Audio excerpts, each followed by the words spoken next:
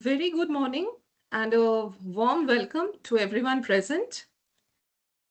Respected Dean Ma'am, esteemed guest speaker, respected colleagues, faculty members, dear students, and all participants who have joined us online.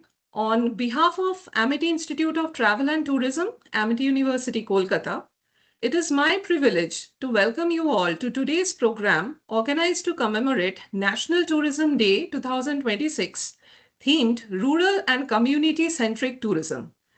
National Tourism Day encourages us to reflect on tourism's evolving role in shaping livelihoods, identities, and inclusive development. In today's context, tourism is no longer confined to destinations and infrastructure. It is deeply connected to people, participation, local knowledge systems, and community ownership.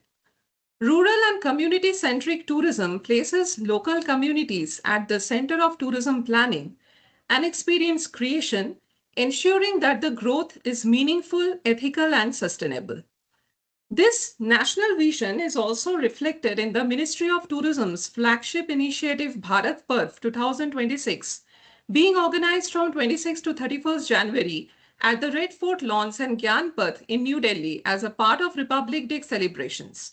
Bharat Parv celebrates India's rich cultural, artistic, culinary, and spiritual heritage while promoting initiatives such as Ek Bharat Shrestha Bharat and Dekho Apna Desh. This year also holds special significance as it marks 150 years of Vande Mataram, symbolizing unity, cultural pride, and people's participation in nation building.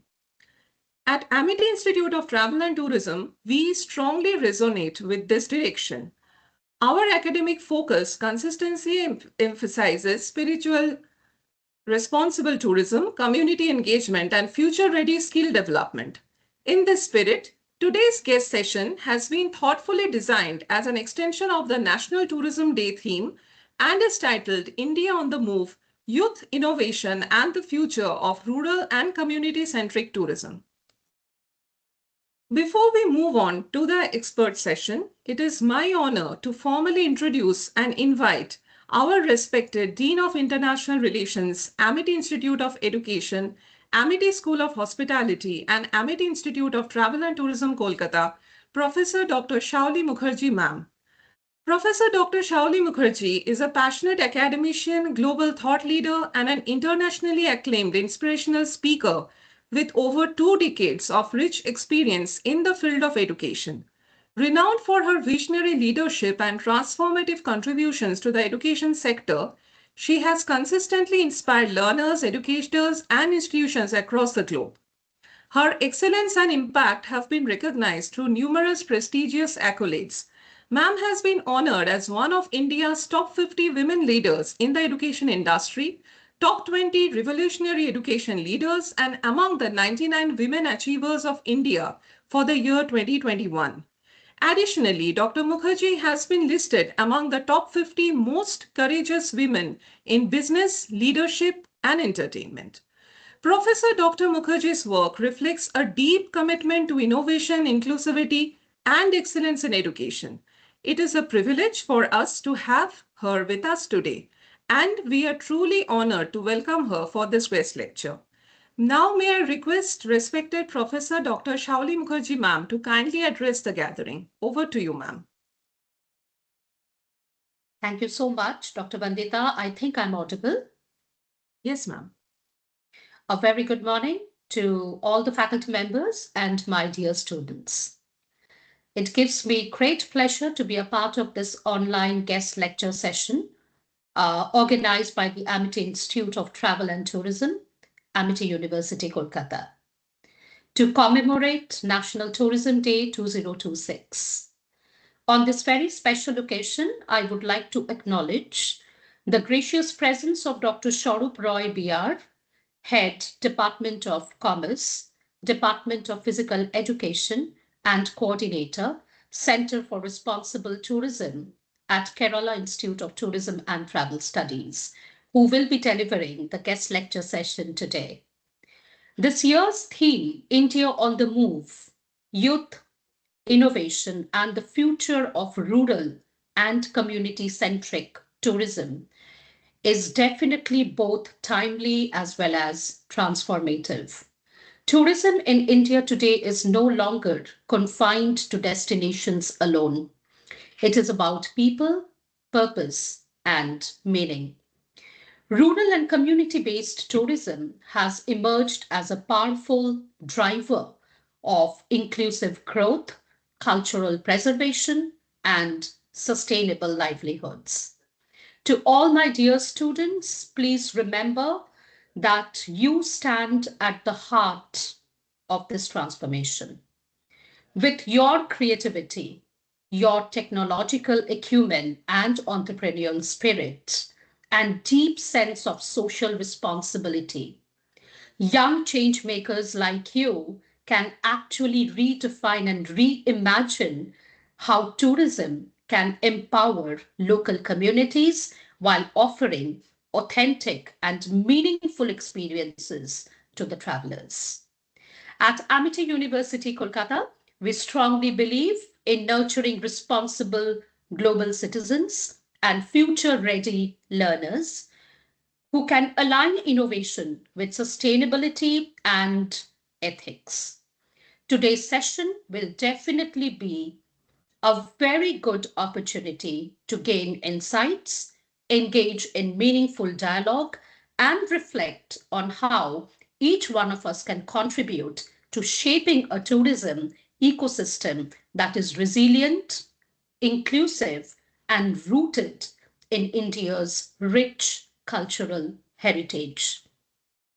I commend Amity Institute of Travel and Tourism under the dynamic leadership of Dr. Vandita Hajra for this thoughtful initiative and encourage all my dear students to participate actively, be curious, ask questions, and envision your role in building the future of tourism in India. On this note, I wish this session a great success and a truly enriching learning experience for all. Thank you. Thank you so much, respected ma'am. We look forward to your guidance as we continue to strengthen our teaching, research, and student engagement. It is now my privilege to formally introduce our esteemed speaker for today's session, Dr. Saroop Roy. Dr. Saroop Roy is a distinguished tourism academic, policy practitioner, and responsible tourism advocate with over 2 decades of experience spanning academia, government advisory roles, and grassroots tourism development. Dr. Roy holds a PhD in tourism management from the University of Kerala, along with a master's degree in tourism administration and a BTech in electronics and communication engineering, reflecting an interdisciplinary grounding that bridges technology, policy, and tourism practice. He currently serves as the head of Department of Commerce, head of the Department of Physical Education, and the coordinator at the Kerala Institute of Tourism and Travel Studies, Thiruvananthapuram, and has been associated with KITTS as a faculty member since 2011. Before entering full-time academia, he has worked extensively with Equations, a Bangalore-based research and advocacy organization on tourism policy, where he played a key role in shaping responsible tourism discourse in India. He was also associated with the Thenmala Ecotourism Promotion Society, India's first planned ecotourism destination, gaining invaluable on-ground experience in sustainable destination management. Dr. Roy has been actively involved in tourism policy formulation, serving as a drafting committee member for the Kerala Tourism Policy 2012 and 17, and a contributor to the 14th Five-Year Plan Working Group on Tourism for the Kerala State Planning Board.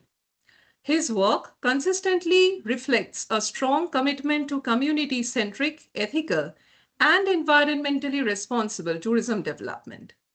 An accomplished researcher and author, Dr. Roy has published extensively in national and international journals and edited volumes, including publications with Springer Nature and the UNWTO Knowledge Network.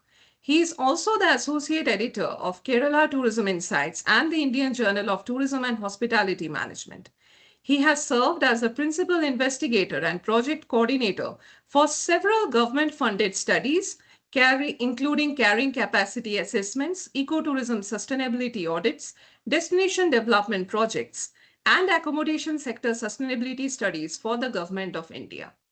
Dr. Roy is also a frequent speaker and panelist at international and national conferences, having represented India at platforms such as the Convention of Biological Diversity, Rome, international conferences in Oman, Turkey, and numerous policy and academic forums in India. What makes his contribution particularly valuable is his ability to bridge theory, policy, and practice, bringing classroom learning into direct conversation with real-world tourism challenges and solutions. We are honored to have you, sir. I am confident that your insights will offer our students and faculty not only knowledge but also direction and inspiration. May I now invite Dr. Saroop Roy, sir, to kindly take over the session. Thank you, Dr. Vandana and Amity University, for giving me an opportunity to speak to the youth of your institute. A very relevant topic, India on the move, youth innovation and the future of rural and community-centric tourism. This is going to happen in the coming days. So it is the youth who should be carrying forward the essence of rural tourism or community-centric tourism in the country. So I start with the presentation.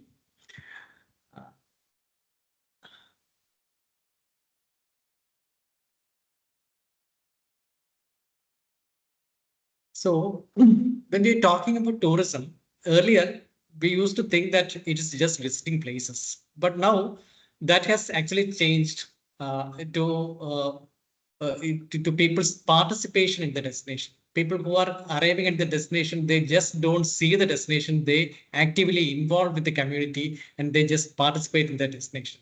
And that has resulted in tourism's the overview on tourism, how we are looking at tourism is shifting from sightseeing to experience sharing. That is what we see now. So now what we see is that most of the tourists who come to visit places, they just don't want to see the places. They just want to explore and experience the richness of the destination. So that is happening. So when we are talking about the rural tourism or community-based tourism, you have a lot of things you can experience from the cultural side, from the environmental side. So experience, learning and getting experience is something which we need to look into when you talk about community-based tourism. Why India is on the move? We have the youngest population in the world. And this young crowd, they are digitally adopted. Even small children, they are very much familiar with the digital technology. What we see now is that we have a very rising population of domestic tourism. See, when you take the example of Kerala, where we have a population of 3.5 crores, and the domestic tourism every year that is coming is around 2.24 crores. And when you look at the Indian standards, you see that the domestic tourism is coming to around 300 crores. So the domestic tourism is rising in such an extent, and this is happening mainly because of the richness of our country. And rightly, we are actually shifting from mass tourism to a meaningful tourism with the participatory exercise that we are following. And what is the advantage of the youth we have? We have 65% of the population youth. And most of them, as I said, they are digital natives. They, even from 3 years or 4 years, they have started learning or equipped with the digital equipments and very thorough with it. And the mindset of the youth, see, what I understand from my experience that now students from our institute, they actually like to go for entrepreneurship rather than going for a placement in a company. So the mindset of the youth has also changed. They want to become entrepreneurs. So that is the change that is happening in Kerala. I think that is the similar trend is happening all over the world. And in other parts of the country also. That is what I feel. So entrepreneurial mindset is something which we see as an advantage for the youth in India. And they also serve as the cultural ambassadors of their destinations. So for promoting a destination, it is the youth who is taking initiative to take forward or market the destination. Now we should be looking at the changing tourist preference. See, earlier, people who had money, they wanted luxury. They used to stay in five-star resorts. But now that has changed. People with money, they look for authenticity. They would like to visit places where they could experience the richness of the destination. They used to stay in hotels earlier, but now they have started staying in homestays. They wanted to live with the community. That is the shift that is happening. Instead of sightseeing, what I said, they need experience. Earlier, it was passive. You go to the destination, your activities are usually passive. Just go, see a museum, come back. Or go to a place, they just enjoy, relax, and come back. Now that has changed. It is becoming participatory. Like you see in the picture, the tourists are coming. They want to try out the local dishes, and they also like to cook food along with the community. So that is the change that is happening within the framework of tourism preferences, the tourist preferences. Moving on to rural tourism. So as the name suggests, it is tourism in the rural setting. What is actually being promoted, the local culture, the lifestyle over there, the environment of the destination. And most important, you have the community involved, and the community ownership and community participation is the highlight of rural tourism when you promote it. And what is community-centric tourism? When you say community-centric tourism, the beneficiaries and the planners of tourism are the communities. They are just not hosting. They plan, they decide what to be offered, they decide on the products of the destination, and they become the beneficiaries out of it. So based on that, what happens is that the income that is being generated, that is actually going back to the community themselves. Usually what happened in the earlier time was that you have a destination developing, and investors with huge capital, they come and invest with the destination, and local communities are not even given a chance to be part of that project. But now that has changed with the changing tourist behavior pattern.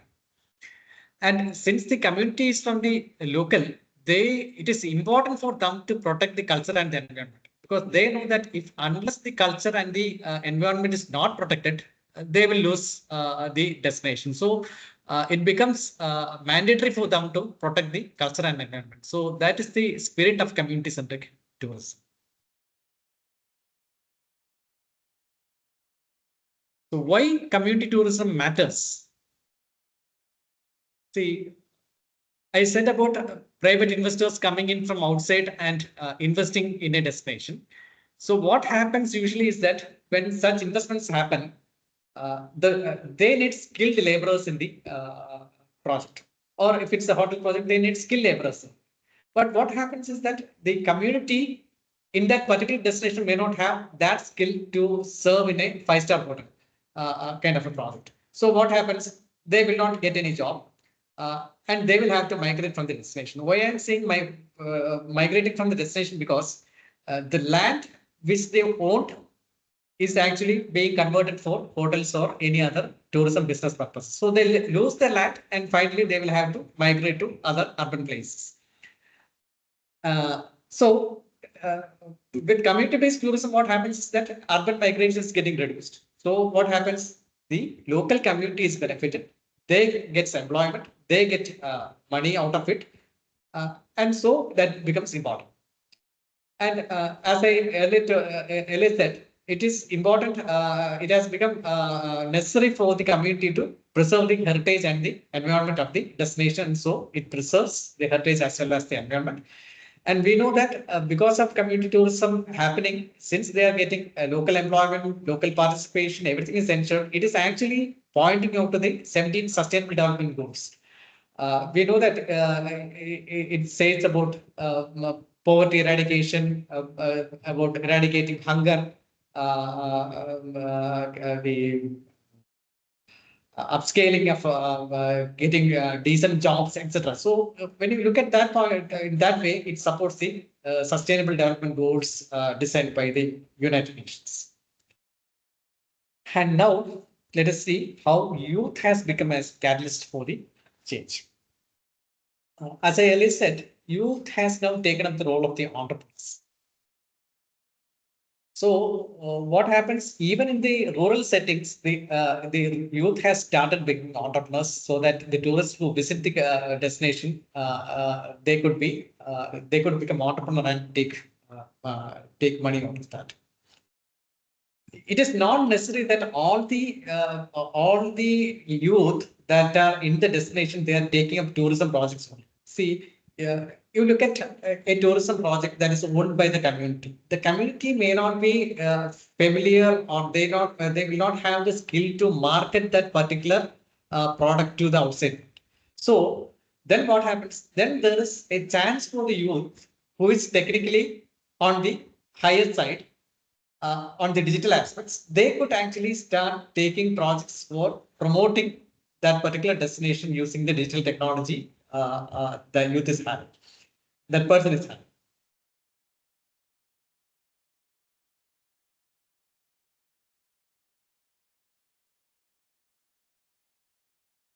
Then we are talking about the experienced designers. See, uh,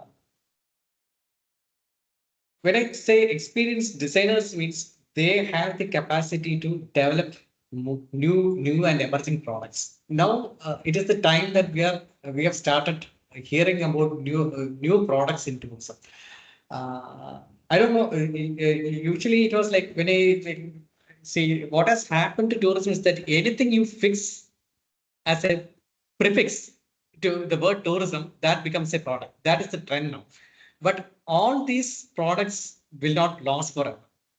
But if you are a good designer, you can design products which will be cherished by the tourism community. So in that way, the youth has got the skill to to become experienced designers.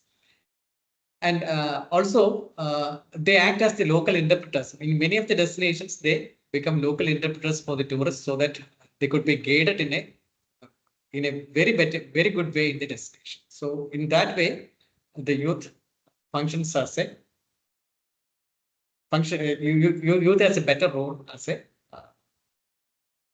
entrepreneur.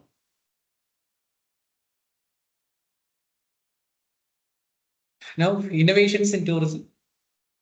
When I say innovations in tourism, that doesn't mean that it is limited to technology. It is about new ideas. So when you are talking about new ideas, when youth sits together, when they discuss together, new ideas on tourism comes, and that actually results in the development of new products. New models are being developed, new experiences are being developed. They think about the new partnership which could be fostered so that the local community could be benefited. So in that way, innovation has become a very important part of the tourism development. And for that, youth has become a very important factor. Looking at the innovations by youth, now we know for marketing, Instagram reels are being promoted. So whatever you see at the destination, the youth at the destination, they can go for the marketing using their YouTube travel story, blogs, online booking platforms they can develop. They can create virtual tools. So all these innovations by youth, that could actually be helpful for the local community who is doing the business. So youth has to be tied up with the local community who is doing tourism business. So that in that way, you can actually promote the destination. So that there lies the importance of youth and the innovation when you look at the tourism for the future. So when I was telling about the new products, there are so many emerging trends that are like the experiential tourism, slow tourism, sleek tourism, wellness and Ayurveda tourism, agri-tourism. So many kind of new emerging trends that is happening across the world. And that is happening in India also. So when we are talking about the experiential tourism, what are the characteristics? Immersion into the local experience. That is something which every tourist are looking for. They need authentic products. No duplicate products are acceptable for them. See, in Kerala, we have something called the Thrissur Puram, which is happening in every August, and very colorful elephant pageantry is happening as part of the Thrissur Puram. In the late 90s, I think the Kerala tourism, they designed something called the Elephant March. They were trying to actually recreate the Thrissur Puram, which was just happening in the state. But 1 or 2 years, I think that project went on. But after that, people said no to that because that doesn't have the authenticity. So what is required is the authenticity. Otherwise, people will reject that. So when you are talking about experiential tourism, what is necessary and what is required is the authenticity of the products. You need to engage the local community for this experiential tourism. Participation is very much important, and the tourists and the community work together so that the tourists gain the experience. You need better connections to market it, and see while you are experiencing, the tourist is actually gaining the knowledge from the local community, and that is actually leading to a personal growth of the tourist. So experiential tourism has thus become a very important or very important product in the newer days. Another terminology that has come up is the slow tourism. This almost connected with the experiential tourism. Now, see, running away from the pace of the work, people want slower. People want to go at a slower pace. So what they do is they go to a destination. They don't come to the destination for to stay for 1 or 2 days. They may stay for 5 days, 6 days, or sometimes it may be around 15 days or so. So the tourists, they don't want to just come to the place, just see and go back. They want to explore. They come to the place, they relax, they connect with the people, they explore and they go back. So what do they explore? They explore the cultural aspects. They try out the local products over there. And these kind of people, they move also very slowly. They try to explore the region in bicycles. They don't prefer to travel in airlines. They come to the destination trains so that the speed is reduced. In that way, what is happening is that they are actually contributing to the environmental sustainability of the destination also. Finally, what results is that they will get the stress of the people who are coming from the tiresome work that is reduced and will result in a mindful travel. So authentic experience they will get, and usually they try out the culinary of the destination, and they enjoy the culture also. This is another new terminology that is coming, which is sleep tourism. I think it's a new coinage, I would say. Uh, People want to come to the destination, come and sleep. And many places, what I have seen is that the hotels and all, uh, they have made packages and they have set the lighting in such a way that you feel asleep. They have they are arranging spas and Ayurvedic treatments in the hotels so that the people who are coming as guests, they get rejuvenated and finally they get into a good sleep. So silence is required. So when you are looking at sleep tourism, again, when you talk about community-based tourism, you go to a very silent place, very remote place, and it is one place where you can actually go and relax and sleep extremely well. So sleep tourism is another new coinage that is coming.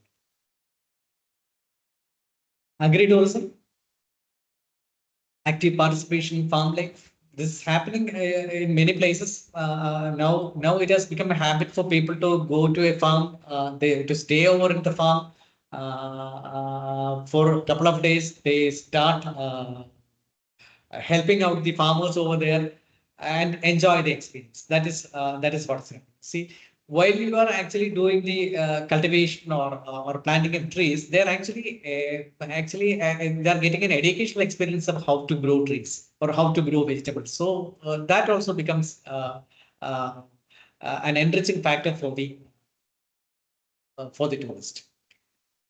authentic local cuisine. See, in certain farms, what happens is that the products that is coming out of the farm, that is being taken and cooked and served as food. So they get an authentic local cuisine experience also. And when here another thing what happens is that the tourists are getting the opportunity to directly buy products out of the farm also. So the advantage is that the local community is getting business directly. There is no middleman over there, and so they are getting the experience of getting direct sales. So that way the farmers are benefited as well as the local people, the tourists are also benefited. And now we look at the youth-led rural startups. We have the homestay networks. See, in many places we have the network of homestays. See, I have been to one of the villages in Kashmir, where the village is called Ule. That village has only 6 houses, and all these 6 houses has got homestays, and each one of them is connected. And the interesting thing is that all these houses are at different altitude.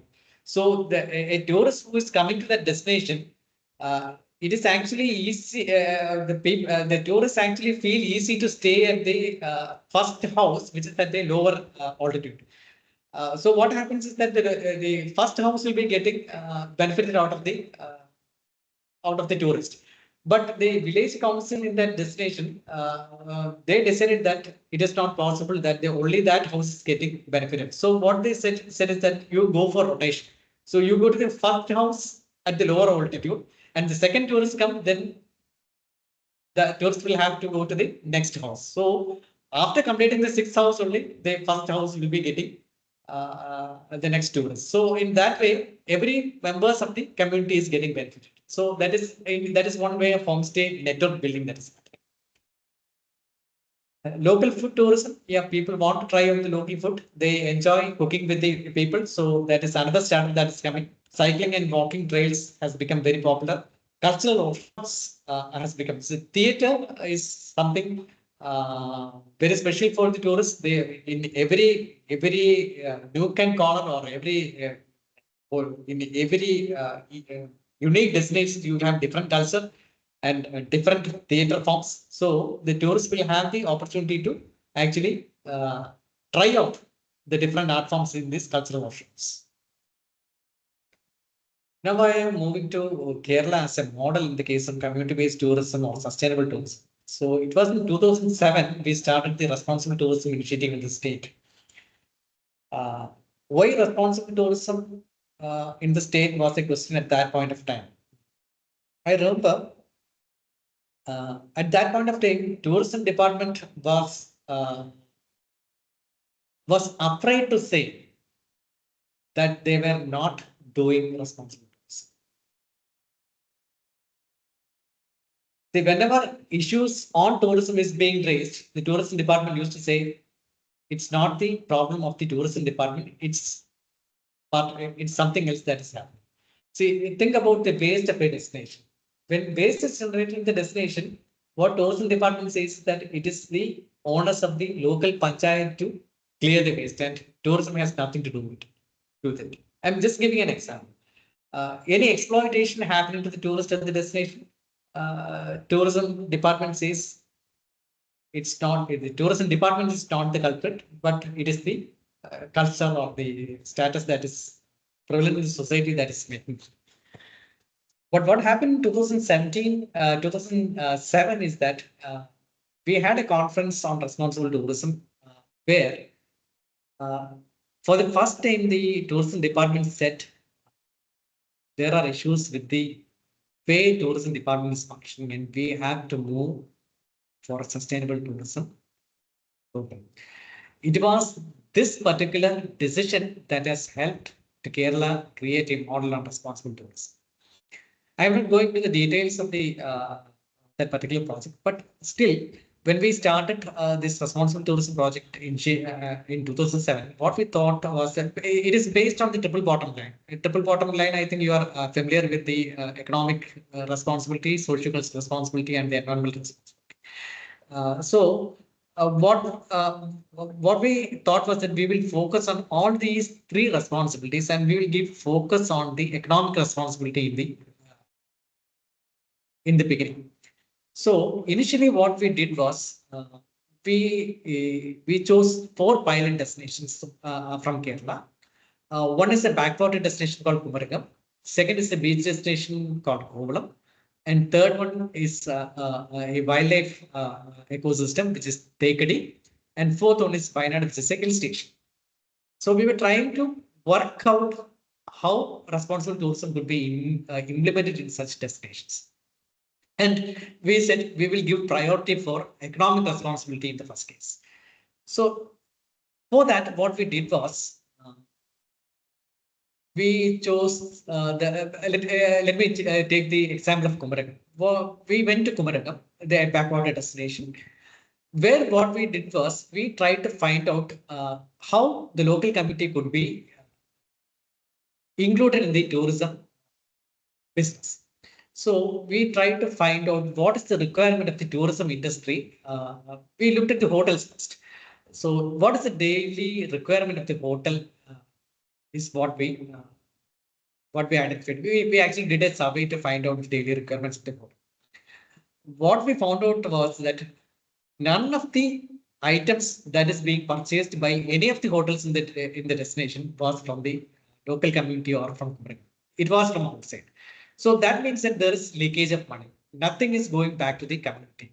So then we had discussion with the hotel industry, and we suggested why can't you procure things locally? We will ask the local farmers to cultivate vegetables. Why don't you purchase? We will ask the local people to produce the curry powders. Why don't you take?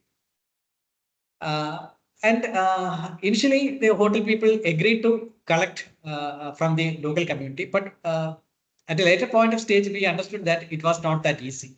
See, this is a very big business, and there is large amount of commission that is happening between the suppliers and the hotel industry, and they were reluctant to take the products from the local community, stating that it is of high price and it is of lower quality and all. But finally, with lot of pressure and persuading from the tourism department, from the local community, from the local panchayat, uh, the model started working. So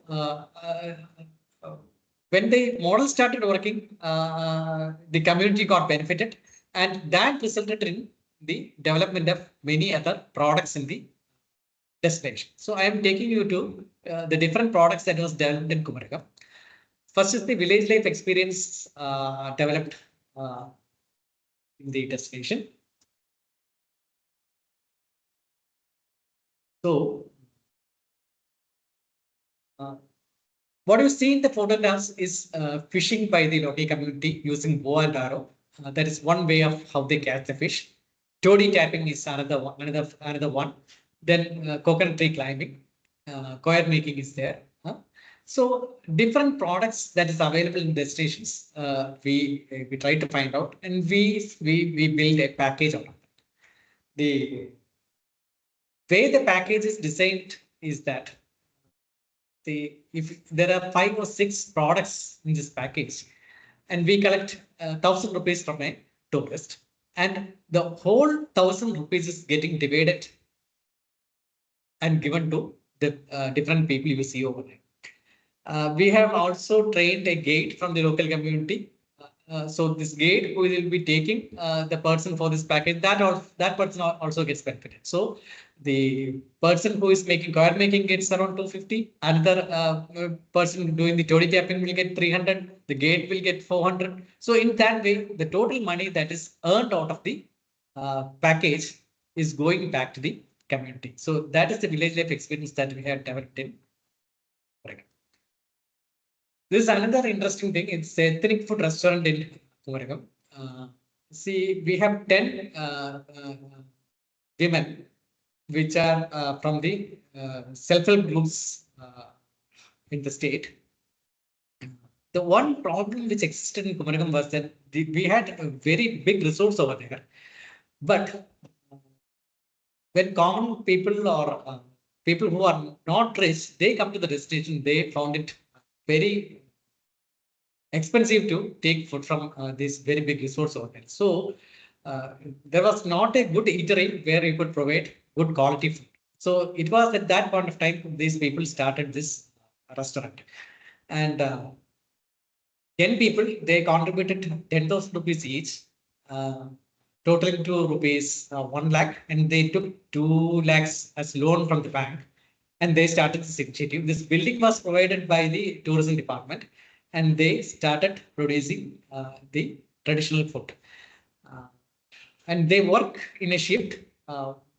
Five people from morning 7 to 1 o'clock, and the other people from 12 o'clock in the afternoon to evening 7 o'clock. So the lunch time, which is the busiest time, there you will have the service of around 10 women at that point of time. And slowly it started flourishing. We gave only training on food F&B production service, housekeeping. See, these people are actually they know how to cook. They just need some polishing work, which we did. And finally, what happened was that all the things, all the ingredients which they needed for the preparation of food, they actually took it from the Kumaragan village. So 80% of the products they took it from the Kumaragan village. So the local money is retained over there. And what we see was that the business flourished, and they got into profit in 5 or 6 years. So that is the ethnic food restaurant in Kumaragan.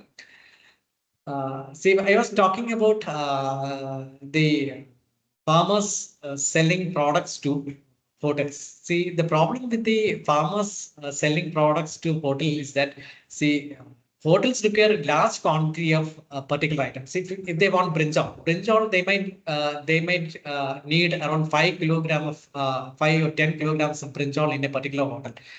But one farmer will not be able to produce that much of quantity of the vegetable. So what happens? It is produced by different farmers. So an intermediary was required. So we created women self-help groups who could collect uh, these different vegetables from different farmers uh, and supply it to the hotel group. So we created that women SNGs for this particular purpose. Another interesting thing is the development of art and culture. So when we started the art initiative, one thing which we tried to identify was the whether any cultural groups are available to perform the local arts. But we found that that was not available. Then what we did was we formed cultural groups. We give training on Tiruvadira and Kolkali, which has what you see in the photographs is Tiruvadira Kali. Uh, these ladies, they actually do the traditional work in the destination. Some of them are choir makers, some of them involved in fishing. But evening, what they do is they form this group. They go to the resorts and they play these dances. So they get additional benefit from the traditional one. So whenever they go to the evening, what they get is a supplementary income. So why I'm saying about the supplementary income is that I have a position that tourism for the local community, it should not be the main income. It should be a supplementary income. So otherwise, yeah, as you know, it is a very vulnerable industry. If you depend too much on this kind of too much on tourism, it may not be possible to survive at a later point of time. So these groups are linked to hotels. Another initiative is what we did was we gave skill development programs, capacity building programs for the local community. This person you see in the photograph is Mr. Murali. We gave training. See, when we started the responsible tourism initiative, we did a skill mapping exercise within the destination. So this is again from Kumaragam. So this particular person was an electrician. And when we did the skill mapping, we found that he has got the skill in wood carving. So we gave it training. And what happened is that after the training, he came up with this wonderful product, which is the miniature of the houseboat which you see in the backwaters in Kerala. And this particular houseboat which he sells per piece at a rate of 4,000 rupees to the major hotels. Every month, he has got a sale of more than 1.5 lakhs. That is what he says, but it goes beyond it. But this is one case which I'm highlighting. So into souvenir making, organic farming, puppet making, candle making. So many training which we could give, and that actually helped the people to form different enterprises uh, in the destination, and that is now linked to the tourist as well as the hotel industry in the destination. On environmental responsibility, see, this again, I'm talking about Kumaragam, where you have it's a backwater destination where you had a lot of mangroves on the banks of the backwater. But when the tourism flourished, what happened was that the resorts, the people who were investing in the resorts, they wanted their resorts to be very close to the backwaters. And they started building resorts close to the backwaters, and mangroves, which is growing at a very larger heights, that is a problem for the tourists. They cannot view from the rooms the backwaters. So the resort people used to cut down the mangroves at the initial stages. But after the responsible tourism program, we did an active awareness program among the tourists as well as the tourism industry. And finally, we had developed a project where we planted 1,600 mangrove saplings, and now that is being actually cared by the tourism industry people, along with the community support. The When tourism started flourishing in the late 90s in Kumaragam, people didn't want to actually do cultivation or farming.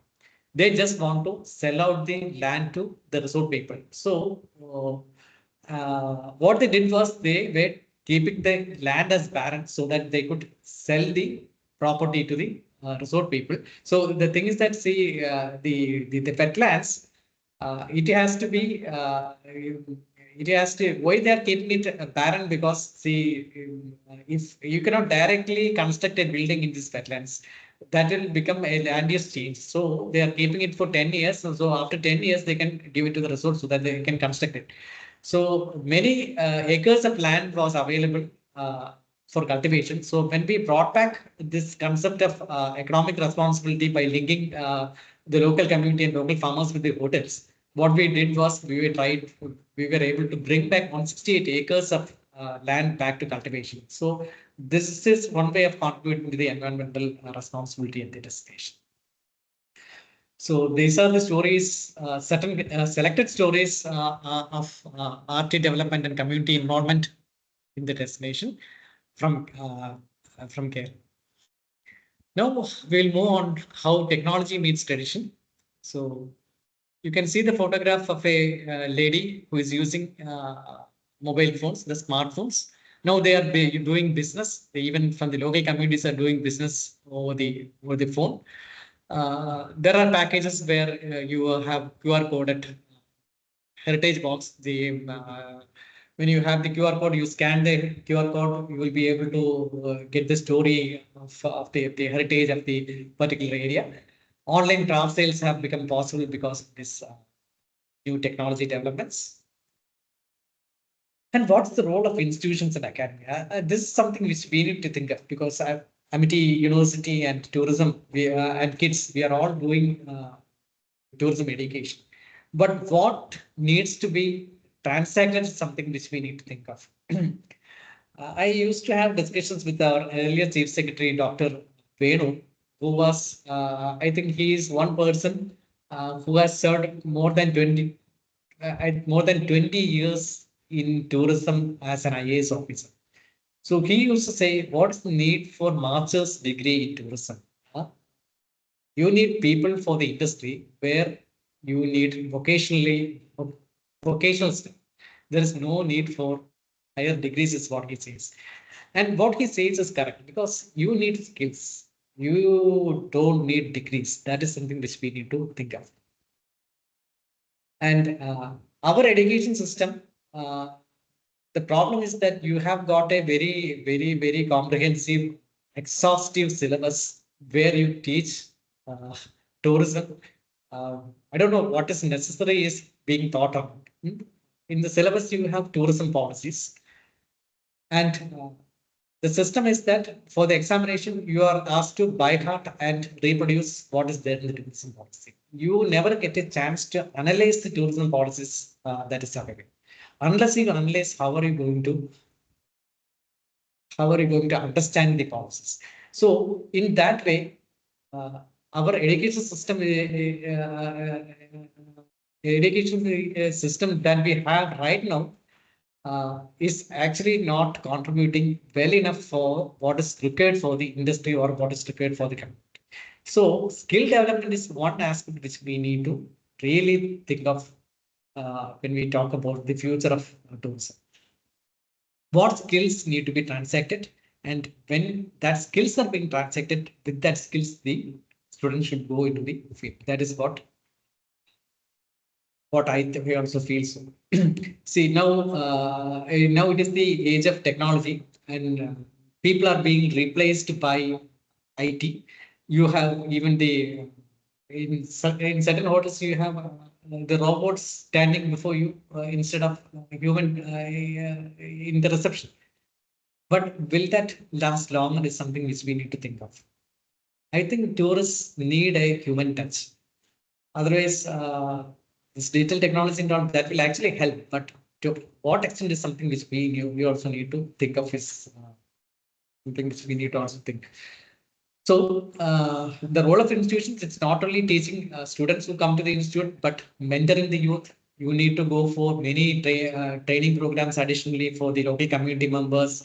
So you need to do a lot of research. You need to create innovative labs in the destination so that the local community people are benefited. So the role of the institutions, the tourism institutions are getting changed. That is something which we also have to closely look at. About the employment and entrepreneurship opportunities, it's a low investment industry.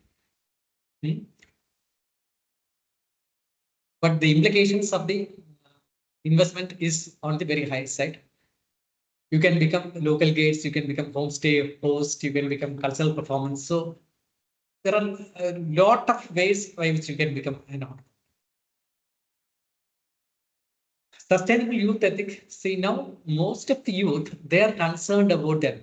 They are conscious when they travel. There are many tourists who travel to who really look at the environmental aspects. They look at the destination, whether that is environmentally sustainable. They look at the hotel when they choose the hotel. They look at whether it is an eco-friendly hotel. They try to avoid plastic when they travel. They respect the culture. They take the permission of the local community when they go for photographs. And even the community that also, as an entrepreneur, they also the community is also changing. They become a responsible host. So they give value for the money the tourist pays. So in that way, the youth has become very responsible, and that is actually contributing to sustainability. So moving towards the end, what are the challenges that need to be addressed? What I said exactly is this skill gap. That is something which we need to really address. Unless that skill gap is identified and sorted out in the educational institutions, that is going to be a great challenge. Infrastructure development means the connectivity to the remote villages. You need better highways to connect to the villages, but the village roads should have that a rural touch. Otherwise, that authenticity will be lost. Digital divide is there, but I think that is getting narrowed down. The local community has now started using smartphones, so I think that has resulted in narrowing down that gap between the uh, urban and the rural. But still, you have to reduce that. Then is the commercialization of products. See, when you go to the remote places, there is a chance that you sometimes sell things which is not advisable. See, I can tell you about a product in Kerala, uh, which is called Teyam. Teyam is the word meaning of Teyam is God. Hmm? This is being practiced in the northern part of Kerala. and that is being practiced in the sacred groves as a ritual. It's very colorful, it's very attractive. And what happened is that it is ritual means it's part of their festive and it's performed as part of the ritual. But what happened is that because of this, as it is very colorful, they started promoting this Theyyam as a tourism product. So when you are promoting tourism as a Theyyam product, this Theyyam will dance across these tarred roads in many different places. They perform in the stages, so which is not advisable. So likewise, when you go to the rural villages, you will have certain rituals, and there is a chance that that get commodified, and that is something which the local community should be sure of, that what has to be commodified and what not has to be commodified. So this is one challenge which you need to address, because when you start getting money, uh, then there is a confusion that could emerge whether you should go for the money or whether you should keep the traditions as such. And for moving forward, you need the policy support from the government. You need support for starting startups. You need incentives for that. You need support from the government for the training programs, for marketing support, credit access from the bank, so that new enterprises could be started. So in policy base, from the government side, you need a very good support for making rural tourism or community tourism be happening. In the beginning, Dr. Vandita was talking about the vision to the about the tourism ministry's tourism policies. There is a vision 2030 which talks about the rural tourism uh, India. The key objective is that the rural destinations have to be promoted, where youth has got a role, which will actually lead to economic empowerment, inclusive growth. We need to develop living heritage villages. So these are some of the key objectives which has been reflected in this rural tourism India Vision 2030. And for that, a national strategy for rural tourism has been developed. Vibrant village programs has been developed. Digital integration strategies have been developed. They are talking about sustainable practices. So we have a vision to develop India as a rural destination by 2030, and with this policies, I think we can move ahead. And the future of tourism always lies where youth energy and rural wisdom they coincide. Key takeaways: youth are the change makers. Innovation actually helps in driving sustainability. Community are the core of the destination, and rural tourism is India's future. So only when community is prosper, tourism truly succeeds. So integration of tourist and the community is very much important for this. And with this, I conclude. Let's build tourism that empowers. Thank you for your patient listening. Hope you gained something out of my presentation. Thank you. Thank you so much, Saroop sir. Welcome. We had an insightful session from you, and I'm sure our students have learned a lot from you, sir. Students, we open the session for question and answers, please. So whatever questions you have, you may please go ahead and ask, sir. You will not get this chance again to hear from such a stalwart. So please go ahead, and any queries that you have, please raise your questions. Yes, Preetham, unmute yourself. Hello, am I audible? Yes, yes, you're audible. Good morning, sir. Myself, Pritam Pramani from fourth semester. My question is, can you share your experience? How can tourists actively participate in the ritual of art and cultural activities rather than watching them? See, I By was the- I was talking to you about the theater workshops, cultural workshops that is possible. No, so in many places, what has happened is that now the local community they have started theaters where the tourists can come and they can start learning different art forms, and through that they can actually gain the experience rather than seeing they can study over there. So that is one way by which they can enjoy and participate. Thank you. Thank you, sir. Thanks so much. Welcome. Okay. Yes, Marisha, please unmute yourself. Yes, sir. Good afternoon. My name is Good Manisha afternoon. Sarkar. Firstly, thank you so much. It was such an enriching session. And my question is that you have mentioned in challenges that skill gaps.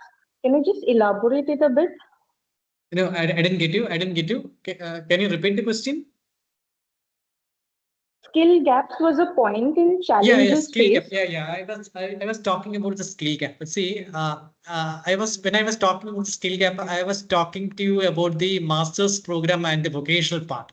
See, what is required for a front office staff?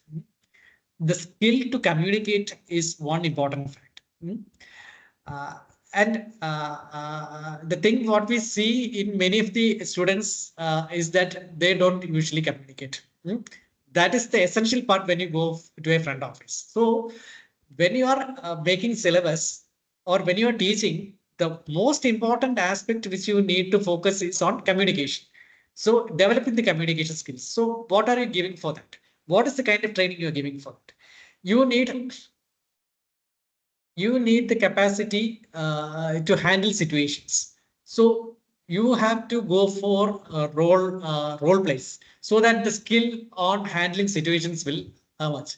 So for different kind of work, you need that kind of skill. If a person going as a tour guide means he or she should have the skill to interpret. So unless you make practical exercise and make the person a tour guide, it will become difficult for him to perform in the field. So that is the skill that is required. For each, so you take any job in the tourism sector, you will find that you will have different skill sets that is needed, and that has to be given. But that is actually not covered in the syllabus which we practice in the universities or in the colleges. That is what I said. Thank you, sir. Got your answer. Thank you so much. Welcome. Yes, Shubho, you may unmute yourself and ask your question. Good afternoon, sir. My name is Shubha Mandal. So my question is, what might be the probable harms to the community if they join to the touristic activities? Can you repeat? I didn't get you. So what might be the probable harms to the community that are involved in the touristic activities? I think I'm not hearing it properly. Madam, can you please repeat the question? He's trying to ask, sir, what are the harms that the local people may face when the tourists are coming to Okay. those rural destinations? Yeah. Understood. See, uh, usually the tourists are intruders actually to the community, to a destination. See, I'll tell you an incident. I have been to Ooty in 2003. There I was talking to the local community. There is a local community called the Toda tribal community. What they were telling, see, Toda community, you can search in the net. They have got some very interesting style of houses. It's built of bamboo and wood, which is in a semicircle shape. You can have a search. So many tourists want to see this Toda houses. So they go to the places where the Toda community live. And what the community was saying is that we don't want these people to come over to our space. They are actually intruding into our space. So this is actually a problem, is what they say. Again, another example, what I can tell you is, I was telling to you about Kumaragam, which is a backwater destination. This is the place, this backwater is the place where the local community ladies, especially, they bath in the backwaters, they clean the vessels in the backwaters, they chit chat in the backwaters. And when tourism started growing, what happened was that the houseboats and many other speedboats, they used to travel through these backwaters. And the local community, what they say is that you are actually intruding into my private space. So unless the community allow you to come into your place, it is a problem. So if the community is willing to go for tourism, open it up for tourism, then it is fine. Otherwise, it is a problem. Thank you, sir. Ahili, I saw you raising your hands. Do you have a question?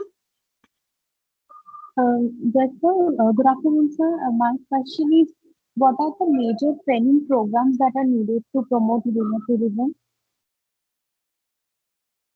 You're actually asking about the different training programs that is required for community-based tourism? Yes, yes, yes, sir. Yes, sir. Yeah. When you are talking about community-based tourism, the training which is needed for the community is actually on the skill set. See, I was talking to you about the ethnic food restaurant in Kumaragal. See, those were 10 women. They know cooking, but what they didn't know was how to run a restaurant. They don't know how to do the business. So you need to give training on how to do the business. They need to be educated on what should be their attire when they serve food. So they don't know how to keep accounts. So when you are doing a business, it becomes essential that you pay tax. You need to maintain the accounts regularly. So you need to give training on that. So for each and every aspect of the product you develop in the destination, you need specific training. That is what I understand. Thank you, sir. Yes, Tanaya, you may go ahead and ask your question. Unmute yourself, please. Yes, unmute yourself. Yes. Good afternoon, sir. My name is Tanaya, and my question is about, as you have mentioned regarding sleep tourism. So, my question is, how does this convince people to choose this form? How? I didn't get you. How?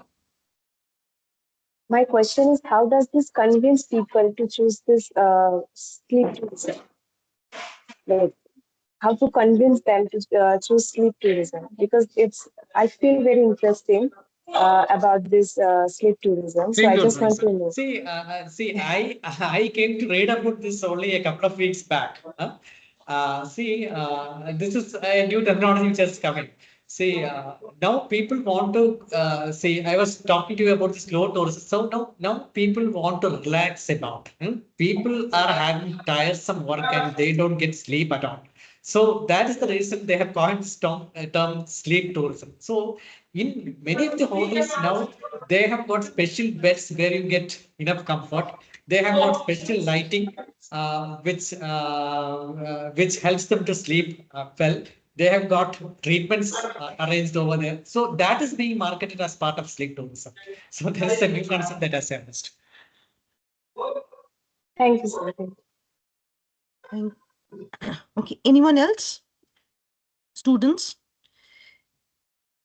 I also invite the faculties if you have any question. And also HY ma'am, Vandita ma'am, if you have any question for sir. Yeah, I do have a question. I hope I'm audible. Yes, ma'am. Dr. Saroop sir, Yeah. Kerala's tourism branding, it has, since I teach a couple of papers in travel media, advertising and all that. Okay. So Kerala's tourism branding has achieved remarkable consistency in the past few years, despite having a lot of diversity in the state. And a state like that of West Bengal, we are also very, very much layered culturally. And we kind of struggle with a single narrative voice when it comes to the tourism promotion or to convey the tourism brand. Now, recently, our state has recorded one of the highest, I think not one of the, but it has received the highest foreign tourist footfalls in India in the recent times.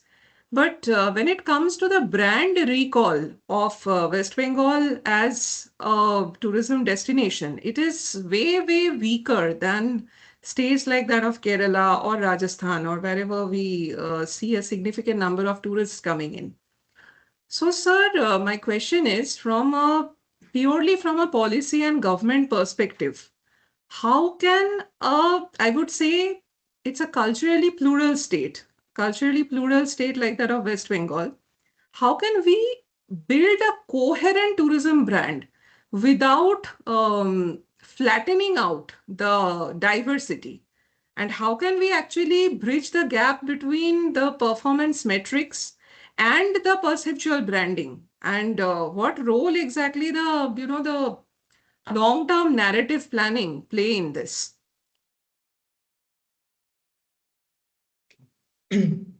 See, luckily, we had this coinage God's own country, uh, which happened in the late 90s. That clicked one way. Right. That coinage actually helped in promoting Kerala tourism as a destination across the world. And one thing which we could do was that we could actually propagate this particular tagline as well as by participating in almost all the international fairs that happens across the globe. So usually when you go for ITB or any other WTM, uh, usually the countries go. India as a country they go, and under that country you will have a pavilion. But Kerala, what they usually do is Kerala goes as a separate pavilion. So everywhere Kerala is being promoted or it stands alone. I think in 2006 or 7 in ITB Berlin, Kerala did a marketing in such a way that all the taxis and buses in the Berlin, the buses had the pictures of Kerala tourism, the different spots of Kerala tourism. So the level of marketing which they do, see, when you allocate the budget for tourism in the state, more than 70 percentage or more, I think around 60 percentage of the total budget for tourism that is being given for marketing. So they conduct the road shows across the world, almost go to every country, every nook and corners of the country, and they start promoting. So in that way, I think the brand value of Kerala is being promoted. Next, another thing what they do is they participate in most of the awards, and they know how to actually place Kerala uh, uh, as a best destination to get the awards. When you get that award, naturally you are actually being branded. I will not say that what is being to getting awards. Sometimes you will get award even if you write well, but that is not the case. So in order to sustain the awards continuously, you need to actually perform also. So that kind of performance is also happening. So otherwise you will not you cannot actually fool the people for a long time. No? So you need to perform also. So on the part of sustainable tourism and all, we are doing something. Earlier, we didn't do anything. But when we started, after starting responsible tourism, it has become the responsibility of the government to practice responsible tourism or think about sustainable tourism. They started writing the sustainable aspects in the policy. There was issues of child abuse in tourism in the early 2000 and all. But in the policy, I think Kerala has become the first state to write in the policy to say zero tolerance on child abuse in tourism. So we have taken some strong steps. And we have projected such kind of responsibility. So I think that has actually resulted in branding Kerala as a destination. Thank you, sir, for No, such an insightful answer. It's really, I think, opened our eyes to a lot of aspects which probably we know that exist, but we fail to acknowledge them. Yeah, true. Over to you, Ananya ma'am, if our faculty members are having any more questions. I have a question from my side, sir. Taking a cue from Vandita ma'am's question only, in this narrative promotion in all that, can the academia do anything for that? Can the academia contribute in this? On what aspect? Academy contribute on? Can the academia contribute for this narrative promotion, like creating the narratives and all? Like the same question that Vandita ma'am asked. Yeah. As part of kids, I have never been doing this narrative part. Usually, we have got a very good advertising agency. Hmm. We have got Star Communication, which is doing the narrative part for the promotion of tourism in international market. So, but what I understood, telling you frankly, see, but if you are able to write well, that actually, see, we received, say, when I was the coordinator for the Responsible Tourism Initiative in 2000, from 2010 to 2000, I was coordinating it. At that point of time, actually, I wrote a piece of paper. For the party award. Usually it was done through Stark and all, but that at that particular point of time, I wrote it and we got the award.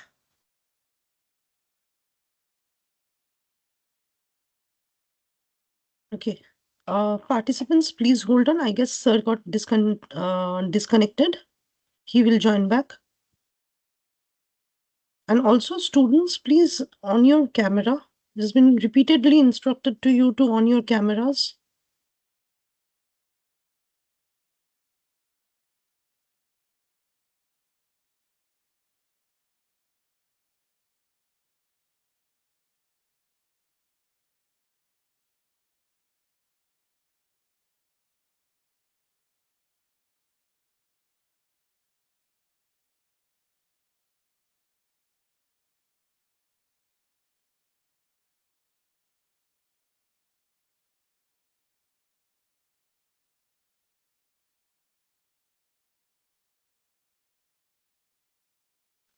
Dr. Roy is joining back shortly as we move towards the conclusion of this session. Students, since we shall be delivering the vote of thanks soon, I request all of you to kindly switch on the camera.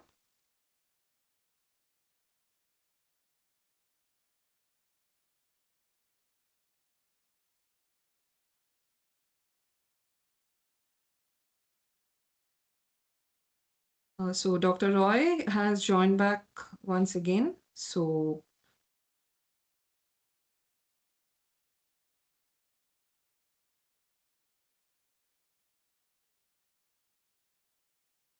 over to you, Saroop sir.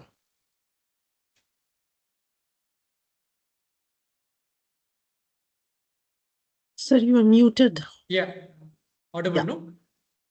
So I was talking Yeah. about, so I was not sure whether we'll be getting the award or not, but what happened was we got that prestigious award and the PATA award, and I think that award, the PATA was an association with TripAdvisor, and they did TripAdvisor. Actually, they did a marketing of the takeaway destination for 5 crores also. So that was sound. So academia, to some extent, it is possible. But you need to collaborate with the tourism department, and you start. I think you can actually develop a wing from your institute where you do this marketing part. That is something which you can think of. Thank you, sir. Any more questions from any participants, faculties, students? I don't see any more hands. So we come to into the question and answer session. May I now invite Dr. Vandita Hajra ma'am to deliver the vote of thanks.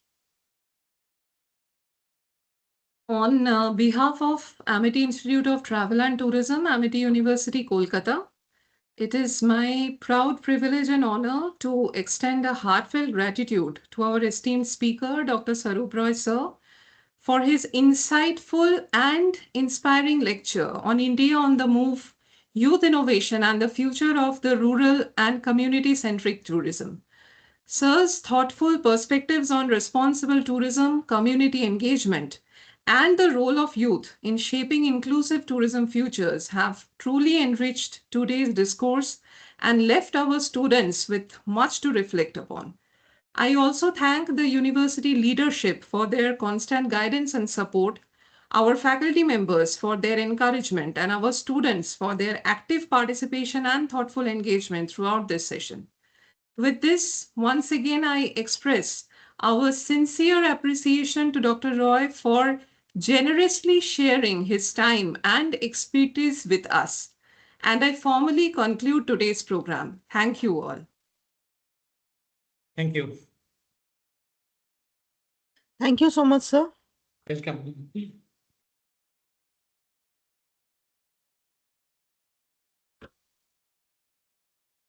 Can I leave? Yes, please, sir. Yes, please.